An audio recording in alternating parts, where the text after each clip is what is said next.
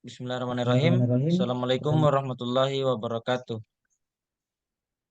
Baik, hamdan wa syukrunillah, salatan wassalamun ala Rasulullah, amma ba'd. Baik, di sini kami akan mempresentasikan hasil kerja kelompok kami berjudul presentasi kelompok CPU scheduling algoritma pada mata kuliah sistem operasi. Sebelum kita lanjut untuk pembahasan materinya, izinkan saya perkenalkan anggota kelompok terlebih dahulu.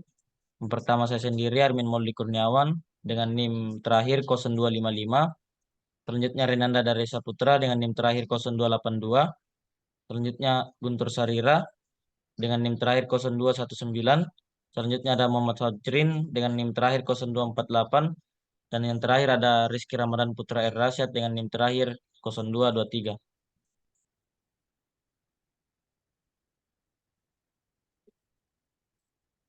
Baik, untuk yang pertama, algoritma penjadwalan first come first server FCFS akan dibacakan oleh saudara Muhammad Fajrin. Kepada saudara dipersilakan. Ya, terima kasih untuk saudara Armin Mauldi Kurniawan karena telah memberikan saya kesempatan untuk membacakan hasil kerja dari kelompok kami, yaitu algoritma penjadwalan server FCFS. FCFS adalah proses yang pertama kali meminta jadwal untuk menggunakan CPU akan dilayani terlebih dahulu. Contoh ada 3 proses, yaitu P1, P2, dan P3 yang meminta pelayanan CPU sebagai berikut. Proses P1 burst time-nya itu 24 ms, P2 burst time-nya itu 3, dan P3 burst time-nya adalah 3. Pertanyaan A, gambarkan Gantt chart-nya, dan B, hitung AWT average waiting time.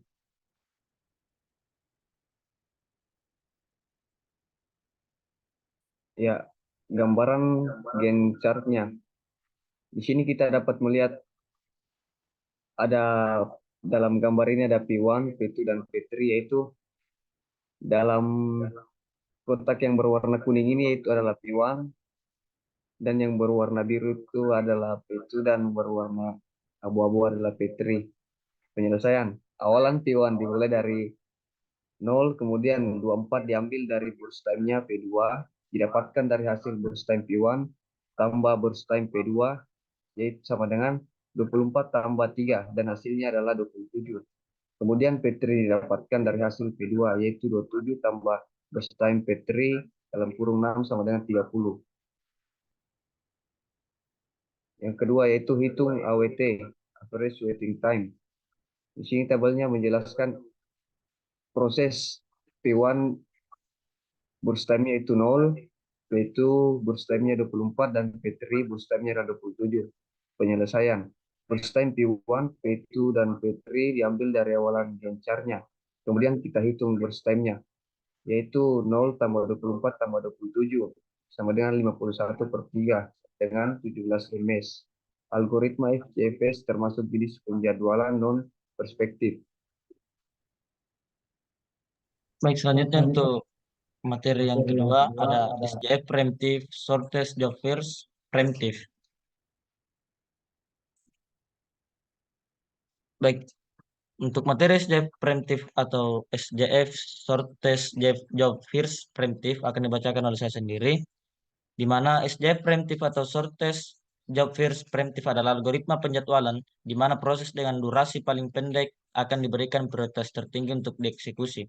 Jika ada proses baru dengan durasi yang lebih pendek yang tiba, maka proses yang sedang dieksekusi saat ini akan dihentikan dan proses baru akan dieksekusi terlebih dahulu. Hal ini memungkinkan penyelesaian tugas yang lebih cepat untuk tugas dengan durasi yang lebih pendek.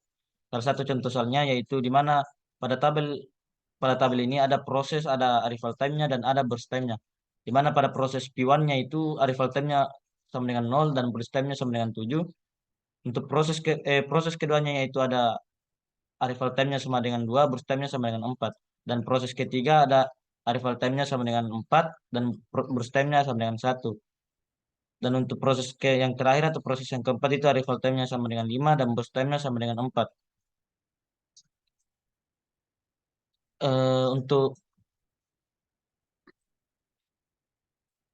Untuk pertanyaannya, yang pertama gambarkan Gantt chart-nya yang kedua, hitung AWT atau average waiting time-nya. Untuk jawabannya, SJF untuk gambaran Gantt chart-nya di mana pada gambar ini di mana P1, P2 dan P3, P2, P4 dan P1. Penjelasannya di sini pada awalnya P1 dieksekusi karena tidak ada proses lain yang tiba sebelumnya. Setelah itu P2 tiba dan memiliki burst time yang lebih pendek daripada P1 sehingga P1 preempted dan P2 dieksekusi setelah P2 selesai. P3 dieksekusi kemudian P2 kembali dieksekusi karena memiliki waktu tersisa yang lebih pendek daripada P3.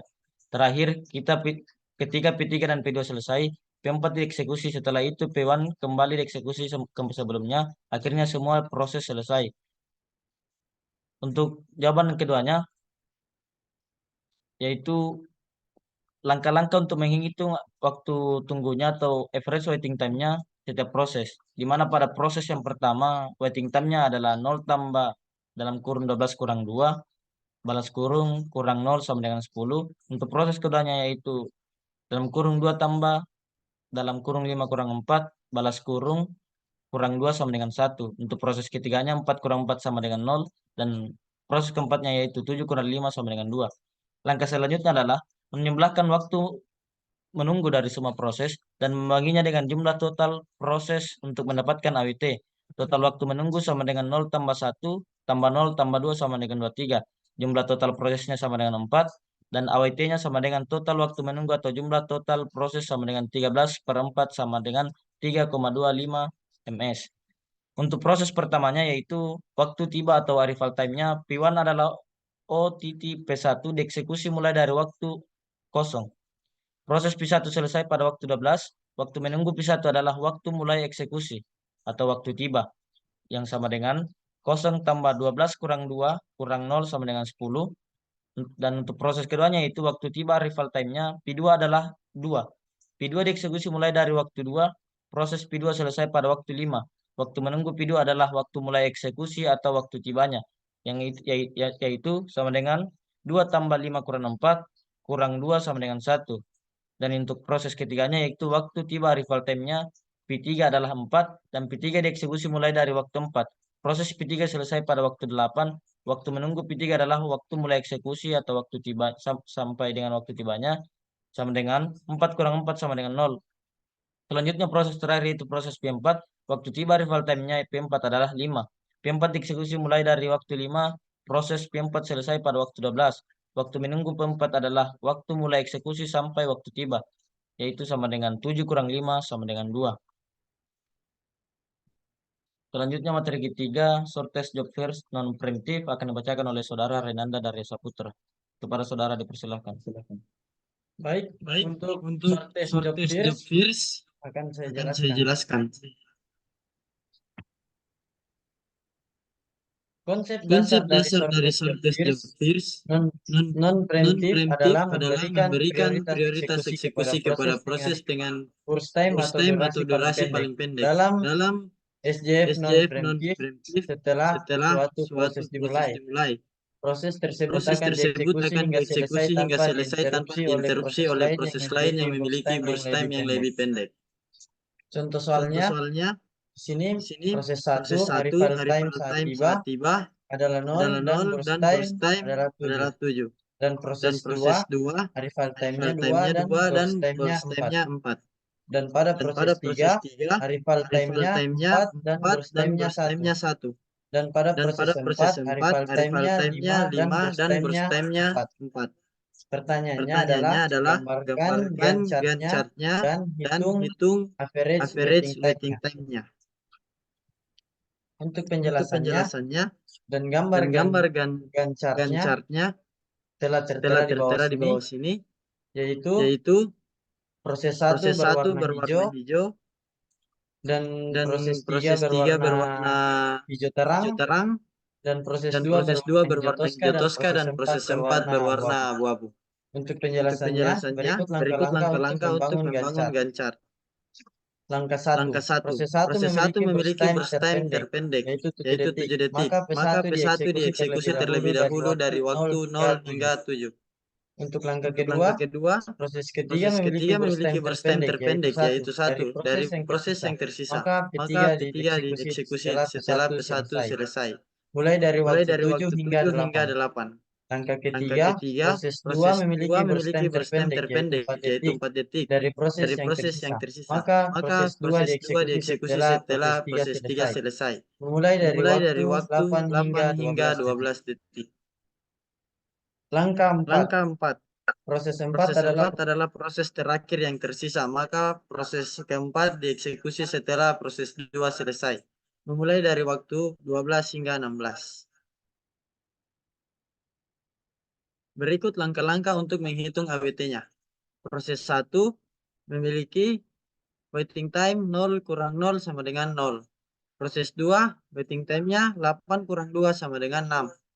Proses 3, 7 kurang 4 sama dengan 3. Dan proses 4, 12 kurang 5 sama dengan 7. Untuk proses 1, waktu tiba proses 1 adalah 0 karena tidak ada proses sebelumnya. Waktu tunggu proses 1 adalah 0. Proses 2, waktu tiba proses 2 adalah 2.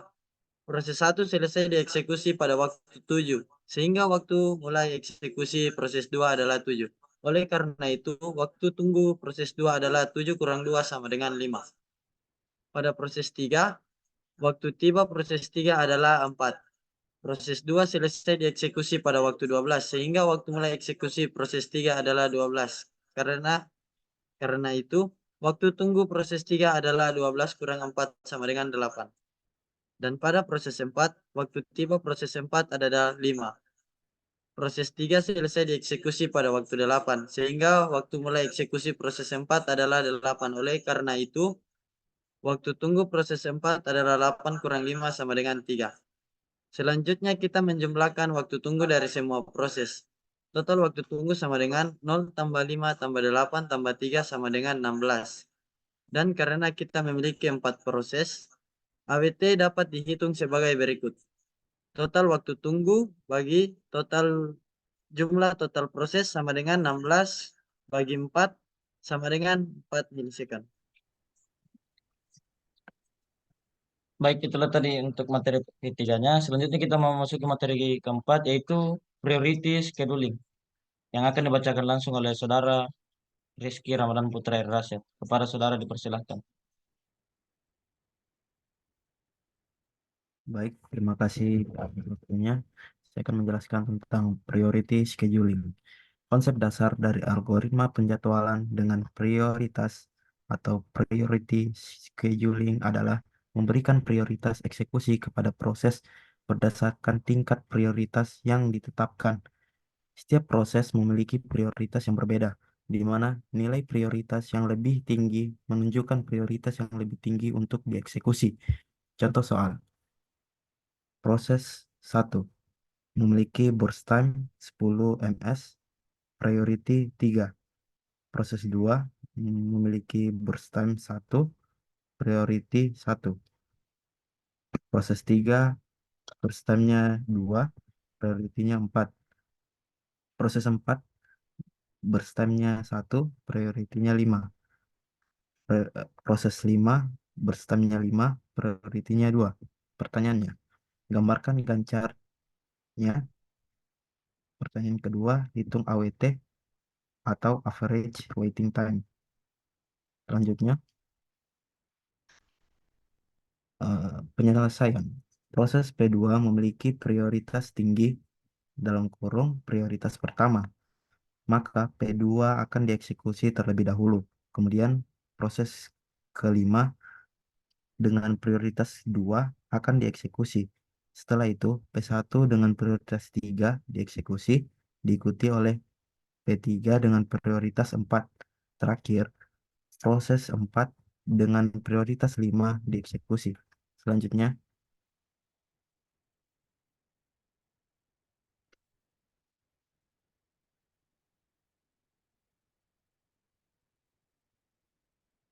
Selanjutnya, proses 1 memiliki waiting time yaitu 6 ms, proses 2 0 ms, proses 3 16 ms, proses 4 18 ms, Proses 5, 1 ms.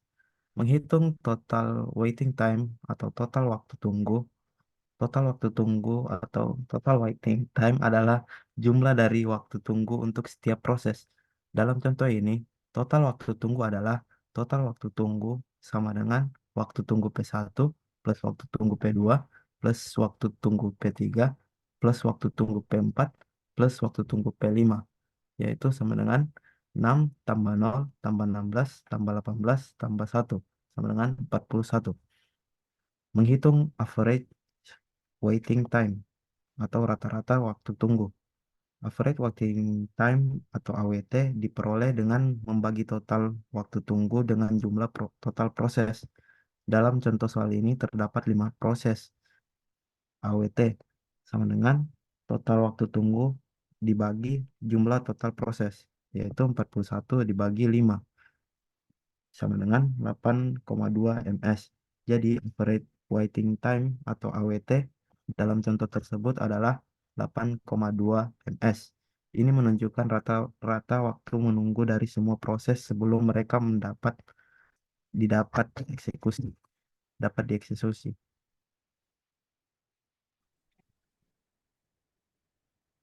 Baik, itulah tadi untuk materi keempat yang dijelaskan oleh saudara Rizky Ramadan Putra Rasyad. Selanjutnya kita langkah ke materi terakhir, yaitu materi kelima, round robin, yang akan dibacakan langsung oleh saudara Guntur Salira. Kepada saudara dipersilahkan. Oke, saya akan menjelaskan yaitu round robin.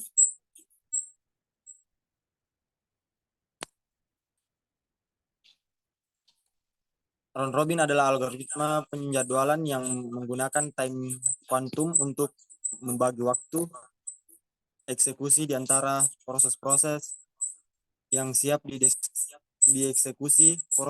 Proses ditempatkan dalam antrian pekerjaan dan setiap proses diberikan kesempatan untuk dieksekusi selama time quantum. Sebelum dipindahkan ke akhir antrian, proses berikut di depan antrian kemudian dieksekusi, dan proses ini terus berlanjut hingga semua proses selesai dieksekusi. Algoritma ini memberikan responsivitas yang baik dan memastikan bahwa setiap proses mendapatkan waktu eksekusi yang adil. Waktu tunggu untuk mengukur lamanya suatu proses menunggu giliran untuk dieksekusi, sementara perputaran mengukur waktu total yang dibutuhkan suatu proses mulai dari tiba hingga selesai eksekusi. Adapun contoh soal yaitu proses P1, P2, dan P3. P1 burst time-nya yaitu 24, P2 burst time-nya yaitu 3, P3 yaitu burst time-nya 3. Dengan QT sama dengan 4 milisecond. Pertanyaannya yaitu gambarkan Gantt chart-nya dan hitung AWT atau average waiting time. Oke, satu gambaran Gantt chart-nya yaitu P1, P2, P3, P1, dan P1. Penjelasannya, P1 dieksekusi pertama kali selama 4 milisecond atau time quantum dimulai dari waktu 0 hingga 4. Kemudian giliran diberikan kepada P2 yang dieksekusi selama 3 milisecond dimulai dari waktu 4 hingga 7. Setelah itu giliran kembali diberikan kepada P1 selama 4 milisecond dimulai dari 7 hingga 10. Karena P1 belum selesai dieksekusi, P1 kembali mendapatkan giliran untuk dieksekusi selama 4 milisecond. Berikutnya dimulai dari waktu 10 hingga 14. Proses ini berlanjut di mana setiap kali P1 selesai dieksekusi, ia mendapatkan giliran selama 4 milisecond. Berikutnya, siklus ini berlanjut hingga semua proses selesai dieksekusi. Round robin. Berikut langkah untuk menghitung AWT. Proses P1, P2, P3. P1 adapun waiting time-nya yaitu 0 tambah 10 kurang 4 sama dengan 6. P2 yaitu waiting time-nya sama dengan 4 dan P3 yaitu waiting time-nya sama dengan 7. Waktu tunggu waiting time untuk P1 dihitung sebagai 0 karena P1 adalah proses pertama yang dieksekusi. Kemudian waktu tunggu untuk P1 pada siklus berikutnya dihitung sebagai 0 sebagai 10 sampai kurang 4 sama dengan 6. Ini karena P1 dipindahkan ke akhir antrian setelah dieksekusi pertama dan harus menunggu giliran untuk dieksekusi kembali. Waktu tunggu untuk P2 adalah 4 karena P2 dieksekusi setelah P1 pada siklus pertama. Waktu tunggu untuk P3 adalah 7 karena P3 dieksekusi setelah P2 pada siklus kedua. Total waiting time sama dengan waiting time P1 plus waiting time P2 tambah waiting time P3 sama dengan 6 tambah 4 tambah 7 sama dengan 17. Adapun jumlah total proses adalah 3.